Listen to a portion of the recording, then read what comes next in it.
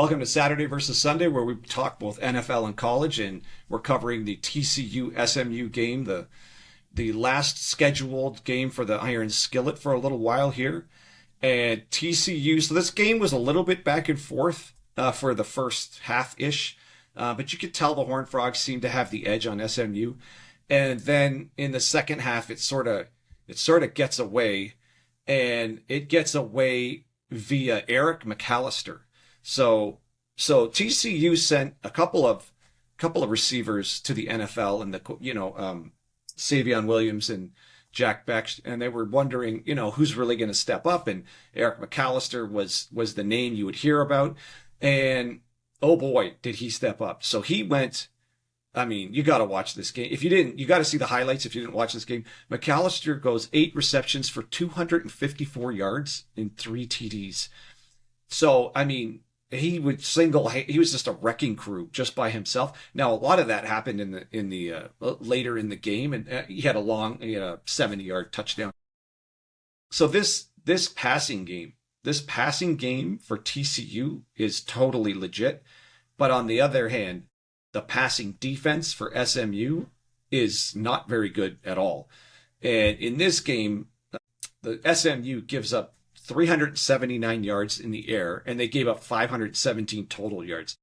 This defense, this was the best defense in the ACC last year, and I know they lost a lot of players, and it's showing because whoever they have to replace on defense is not good enough. And against Baylor, SMU gave up 600 yards total and 440 through the air. And now, obviously, that's against Sawyer Robertson, who might be one of the best QBs in the country and might be one of the best passing offenses in the country, because nobody can stop that. Same with, Auburn gave up something similar against Baylor. I mean, it just falls in line with, nobody can really stop Baylor. But man, SMU, that's 600 yards in one game and 517 in the next game. This defense is leaving a lot to be desired. And on the other side, TCU held them to 384 yards, but that was more than enough to win this game. And TCU so at the beginning of the season, we weren't really sure. We're never sure who's going to be front running in the Big 12. This is the Big 12. Like the Arizona State won the conference, and they were picked to finish last. So nobody really knows what's going to happen in the Big 12. I think that's why it's my most fun conference to watch. Because within a pretty high probability, I'm sure you could pick the top 4 teams in the Big 10 right now, and you could probably pretty accurately pick the top 4 teams in the SEC right now. But in the Big 12, could you really, at the beginning of the season, do you have any clue who was going to be the best team in the Big 12? Kansas State was one of the odds-on favorites. They're terrible. They're not going to be anywhere near it at the end of the season in the Big 12. And a team that might be right there is Arizona. So we don't really know what's ever going to happen in the Big 12. It's just so much fun. It's such a fun conference for that reason. And now TCU is perennially pretty good, and I think they're going to be right there this year too. And this was maybe you could call it an early season statement win, because we know SMU can put up points. We know the offense is potent. That hasn't changed. That offense is still really good. But man, that defense is not that good. And TCU exploited it, and they exploited it through the air. TCU looks really strong. This was a strong performance. I think Big 12 fans and other Big 12 fan bases have to be on alert now for TCU if they weren't already. I don't know that we can put too much stock in the beatdown they put on UNC. But they're 2-0 against the ACC this year, so that's pretty good too.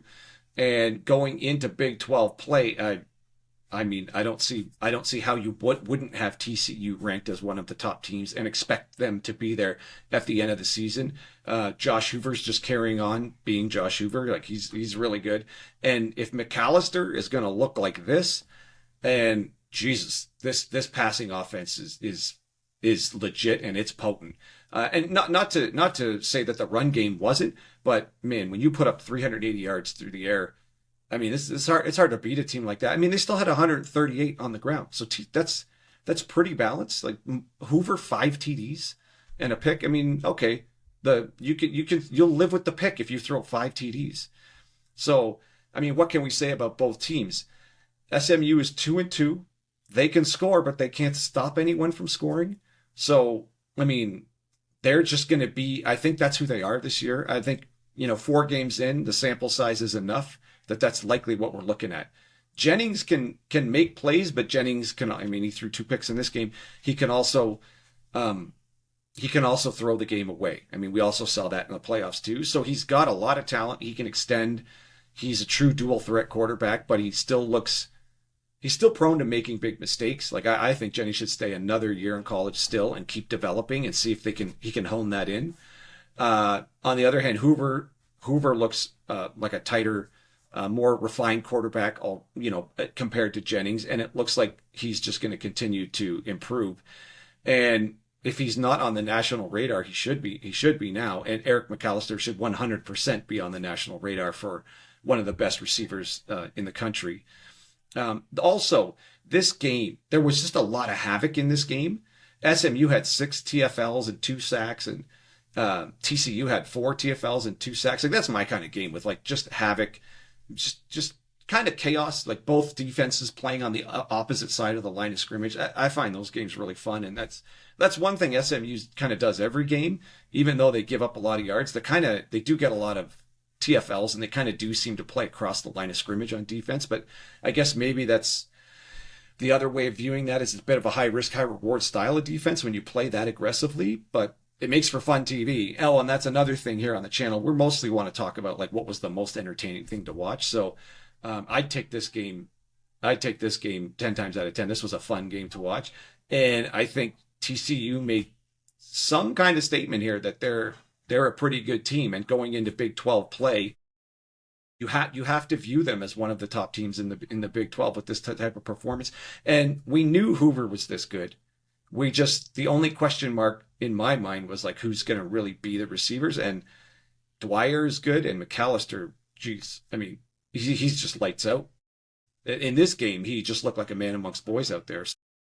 I don't know. I mean, that's all I got for this one. I know there's other things to talk about. There was there was a lot of crazy plays in this game, but overall, as the game moved along, it seemed to me that TCU was always a step ahead of SMU.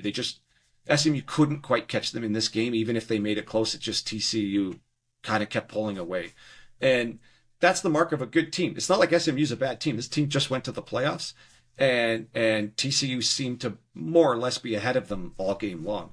So I don't know. I think the Horned Frogs are going to be pretty good this year, and the season isn't over by any means for SMU. I think they still have a chance at the ACC title game, but because their 2 losses aren't ACC losses, but on a national stage and making it to the playoff stage, I think some of the shine is off of SMU now, given how this defense is just pretty porous, and it seems like anyone will be able to pass and gain a lot of yards on them through the air. All right, well, that's all I got. If you're still here and you're still watching, I super appreciate you checking the channel out. It's really small. We just started it last year, so I appreciate you taking the time. And if you do like what we got going on here, I'd super appreciate a like and maybe a subscribe. That'll help us grow the channel. And come back to the channel. We cover some other games, and we do like a weekend review of college, and we'll do a weekend review of NFL. Like I said, we talk about both. But other than that, appreciate you stopping by, and we'll catch you later.